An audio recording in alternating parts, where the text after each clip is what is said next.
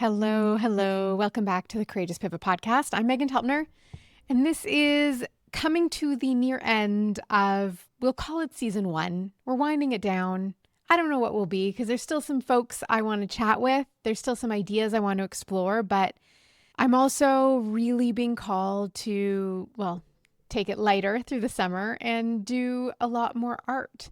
So we'll see what will come. But it's been such a privilege and such a joy to be able to have these conversations and share these conversations and explore these ideas and be inspired by the people I meet day to day and the conversations we're having. And over the weekend, a few days before I'm recording this, I was at an event with some of Canada's top entrepreneurs. And I'm not saying that as like a brag. I'm saying it as, how did I sneak through the cracks and end up there?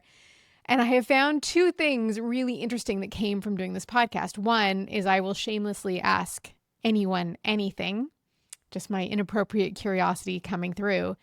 But also the number of people who are, let's call it self-made or community-made, but are doing the work that they chose for themselves. And the number of people who have said to me, when I say what I did, what I'm doing now, where I'm at, talk about the show, but the number of people who will say to me, oh my gosh, you know what I really want to be doing? Or I have this idea.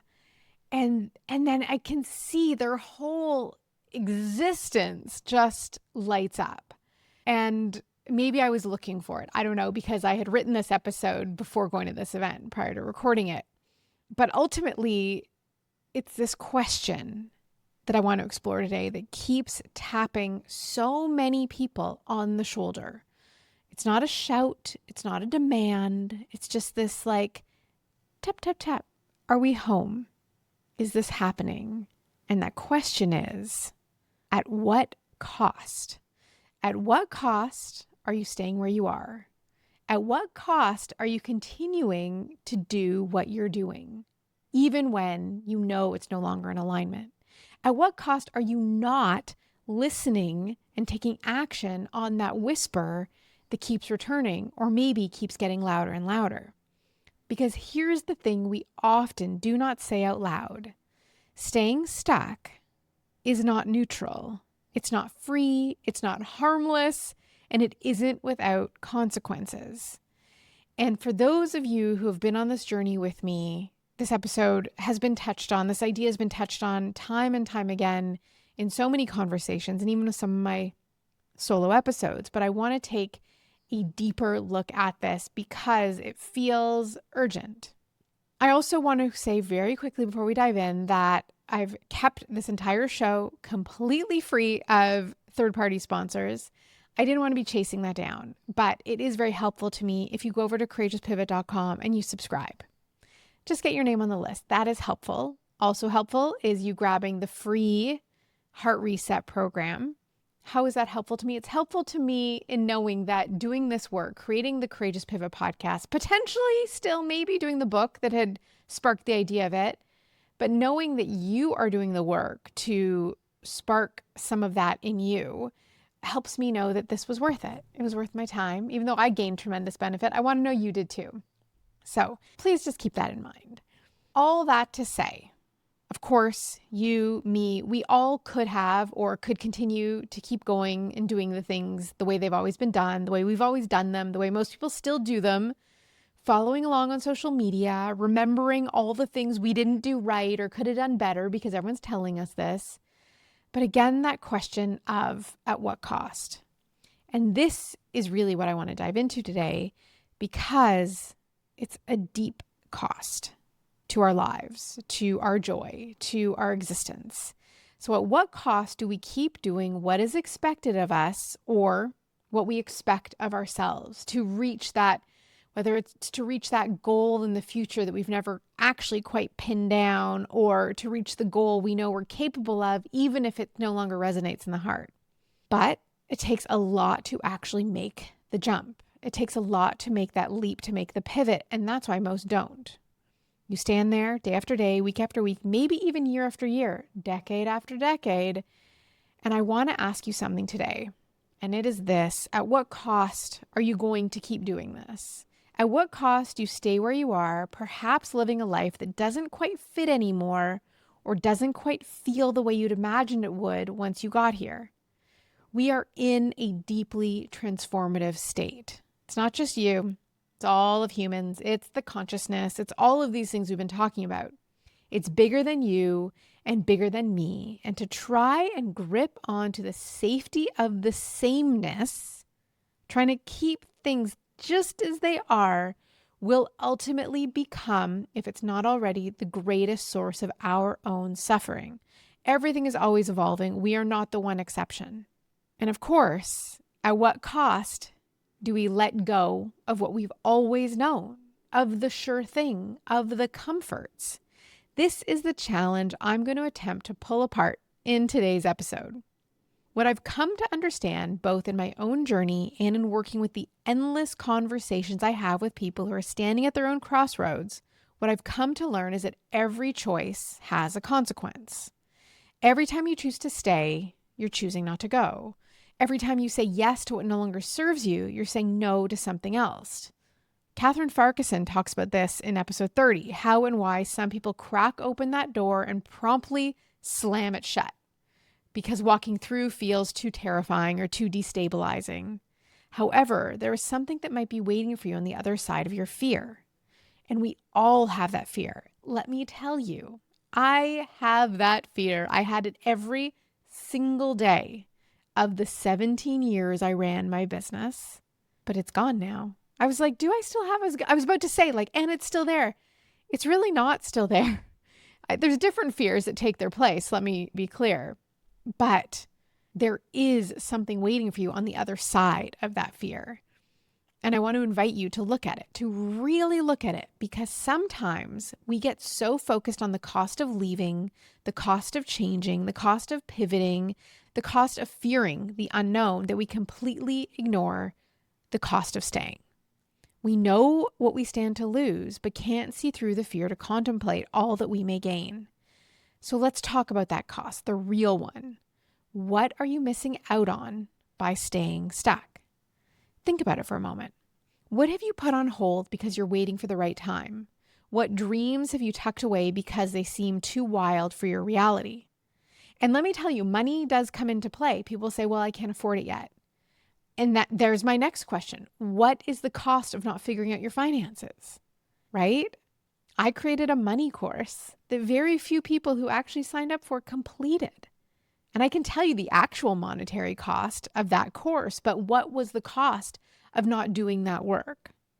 What version of yourself ultimately are you not allowing to emerge because you're so busy maintaining the version everyone already knows? The one that fits in with the other moms at school or with your family or even with your partner, or maybe even to continue fitting in with who you've always been instead of who you may be becoming. By continuing to do what you're doing right now, what are you not having time to do? Time is the one thing we can never get back. And when you're spending your days going through the motions of a life that doesn't light you up anymore, you're not just wasting time. You're spending your life force, your energy, your one wild and precious existence. That is the cost. The cost can also become an emptier bank account as you attempt to fill the void with stuff, or perhaps a growing health challenge triggered by this life misalignment, or by filling the void with dopamine triggering junk food. Or maybe you're losing hours every day to that glowing screen in your hand, looking at other people who are seemingly living their dream. There are an abundant number of ways to avoid the truth, and that avoidance, well, that has a cost too. But here's where we go deeper, because it's not just about you. When you keep yourself small or unwell or in a chaos tornado of your own making, when you stay stuck in a version of your life that no longer serves you, when you refuse to step into the fullness of who you're becoming, the cost isn't just yours to pay. It's the art you're not making, the ideas you're not sharing, the frequency you're not bringing into the world, the permission you're not giving to others by being yourself. We all suffer when you create your own suffering.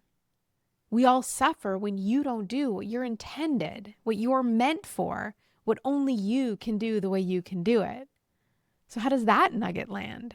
Your gifts, your unique expression, your particular way of seeing and being in the world, they matter. They're needed.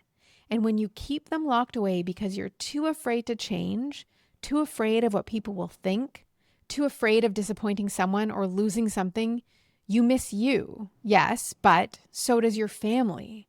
The people you love most and the world misses out too. This is the truth. If what we all want most is peace and love, joy and ease, how can we expect to find it out there when we don't have the daring to do what it takes to feel it inside? So I'm telling you to go do my free heart reset. Just saying. You are here for a reason. Your soul chose this life, this body, this exact moment in time. And every day you stay stuck is a day that is lost. Now, I want to be really clear about something because I can feel some of you tensing up, wondering if you're doing it wrong, wondering if this means you need to blow up your entire life tomorrow. No. That's not what I'm saying. What I'm saying is this: your future is being created right now, today, in this very moment. The choices you're making, the thoughts you're thinking, the actions you're taking or not taking, they're watering seeds, and those seeds are going to grow into your future. So the question becomes, what is it that you are planting? And is it something you actually want to see grow? Are you planting seeds of courage or seeds of fear? Seeds of expansion or seeds of contraction? Seeds of truth or seeds of pretending? Because you cannot live forever at the fork in the road. You cannot simultaneously plan for two different futures. At some point, you have to choose. And every day you don't choose alignment is actually a choice to stay exactly where you are in whatever state of discomfort, dis-ease, apathy, and or zombie autopilot zoned out mode you are in. This is your life. I want to shout this on the subway, in airport terminals, in grocery store lines where too many people of all ages are blobbing about, overstimulated, under-energized, undernourished from head to toe, spirit to soul, and over-medicating with pharma and tech and plastic and other psycho-spiritual energetic poisons. It is so easy to get stuck standing at this fork, paralyzed. The seemingly simpler and less scary path leads back to the familiar, the known, the safe, even if it's not working, bringing you joy, success, fulfillment, or whatever else you may be seeking for the big picture of your life. The other path leads towards something that feels more true, but also more uncertain. This path requires leaps of faith, work, and questioning from those closest to you. But you cannot just stand there weighing your options indefinitely. Again, this is your life. While you're standing there, time is passing. Your body is aging. You cannot, no matter what you do, this is a reality of life. Your dreams are waiting. Your soul is getting quieter because you keep ignoring its whispers. And eventually, those whispers become screams. Eventually, the cost of staying stuck, staying in zoned out distractedness to avoid the fear of daring to do it all differently becomes so high that life makes the choice for you. The breakdown, the health crisis, the burnout, the relationship that falls apart, the opportunities that disappear. I've been there in some ways, more than once. I've waited until the whisper became a scream, and I can tell you that from experience, it's a lot harder to pivot when you're in crisis mode than it is to pivot when you're responding to a gentle nudge. What would it take for you to listen to the whisper? What would it take for you to acknowledge that something in your life isn't working, even if you can't quite name what it is yet? What would it take for you to admit that you're stuck? Because here's the thing about being stuck. Being stuck means you know. Deep down, you know you're meant for something different. You know this isn't it. You know there's a version of your life that would feel more aligned, more easeful, more joyful. You know. The question is, what are you going to do about it? Now, I want to talk to you about something that I think keeps a lot of people stuck, and it's this idea that you have to change if you pivot. If you step into a new version of self, you're going to lose people. In nearly every conversation I've had on the show, I've asked my guests about relationships, how they've handled the loss of them. They all have. I have too. I recently came across a photo of my group of friends from high school. This wasn't in high school. This was like 10 years later. We'd all flown overseas for a wedding. It was about 18 years ago now. I can't believe 18 years ago, is long enough that we'd already have been at a school for 10 years, but that's how old I am. Not one person in that photo is still a friend. I thought at that point in our late 20s, this was it. We were like the cast of Friends. We were together forever. This was who we were. And they weren't friendships that ended kindly either. I was dropped one at a time for various reasons that mostly just had to do with me being exactly who I am. I joked with Josh about starting a group chat with them all, sending this photo with a completely silly text like, "Good times, besties, let's do it again soon." But here's the thing. What I've come to learn is that we meet people for reasons and we have friendships for seasons. Not all will last, and it doesn't take away from what was. It just means that what was is no longer what is, which in itself is often the blessing. That means there's room for more. There's room to experience the beauty and alignment of who and what is right today. So you might lose people who were only comfortable with the old version of you. You might lose relationships that were built on who you were rather than who you actually are today. And when people acknowledge how blessed I am to have the friends that I have, I can honestly say that it is because we each individually dare to be exactly who we are and fully and completely accept each other for it, while at the same time always work to spiral up, to support, we ask difficult questions, and we confront things honestly. But here's what I know to be true. Those who truly love you will love you even more when you're in the full expression of yourself. The people who are meant to be in your life will celebrate your courage. They'll be inspired by your willingness to grow. They'll feel safer being themselves around you because you've given yourself permission to be yourself. You become the living permission slip. And that matters. It matters more than you can possibly imagine because when you have the courage to pivot, to change, to step into the unknown and claim the life that's calling to you, you give everyone around you permission to do the same. Your liberation becomes their invitation. But you have to be willing to let go. This is the part that nobody wants to talk about, but it's essential. To move forward, you have to let go of what came before. You have to release the old identity. You have to grieve the version of yourself that got you this far but can't take you where you're going. And that is hard. It's supposed to be hard because you're not just letting go of a job or a relationship or a way of being, which those are also hard, but you're letting go of who you thought you were. You're letting go of the story you've been telling yourself about your life. You're letting go of the safety of the known. But staying costs more. The cost of remaining in the limitations of your own making is greater than you can comprehend. Because by living at a lower set point doesn't just limit your external circumstances, it also impacts your internal landscape. It limits your capacity for joy, for creativity, for love, and for presence. When you're constantly trying to maintain a version of yourself that no longer fits, you're using all your energy on pretending, on holding it together, on making it work. And there's nothing left for living. There's nothing left for creativity and for creating. There's nothing left for exploring that wild, ecstatic part of yourself that's been waiting patiently for you to remember that it still exists. It's there when we're kids, and we sort of gently put it to sleep over time. As you know, those of you who have followed my work through this show, or maybe for the last 20 years, there was a time in my life when I was doing all the right things. I'd built a successful business. I was respected in my field. I had the external markers of success. And I was so busy being who I thought I needed to be to keep being that I was out of touch with who I was actually becoming. And the pivot, when it came, was terrifying.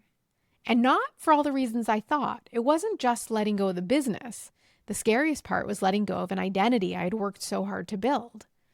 It was who I was when I was building it. But letting that go meant I was going to disappoint people. I had to admit that what had worked for me before wasn't working anymore. So I just want to come back to that question, the one I asked at the beginning. At what cost do you keep doing this? And maybe we flip it around. What would it cost you to leave? What would you have to let go of? What would you have to risk? And now ask yourself, which cost are you more willing to pay? Because that's what this really comes down to. You're going to pay a cost either way. The cost of staying or the cost of going. The cost of comfort, seemingly comfort. Nothing's really comfortable when it doesn't fit anymore, but For the sake of this, we'll call it comfort. So is it the cost of comfort or the cost of growth, the cost of safety or the cost of aliveness? There's no avoiding it. Every choice you make means saying no to something else. And here's the understanding I wish I could plant in everyone's hearts. I'm just like waving my wand right now to every single one of you listening to this. Because yes, you are here, you're listening to this, and that is not by accident. What I want to say is that your soul is guiding you on this journey. Ready or not, here you come.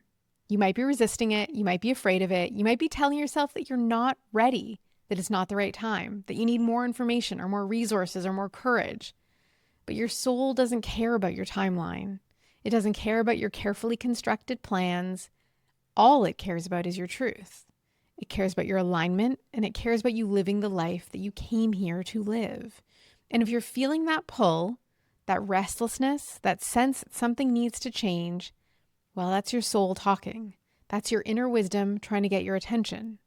And the question now, are you willing to listen? Living a half-lived life is more uncomfortable than the discomfort of growth. Abandoning yourself day after day is more painful than the temporary pain of change. You already know this. You feel it in your body, and you feel it in those moments when you're alone with yourself and the pretending falls away and you're left with the truth of what you actually want, what you actually need, and what you're truly longing for. That truth is not going away.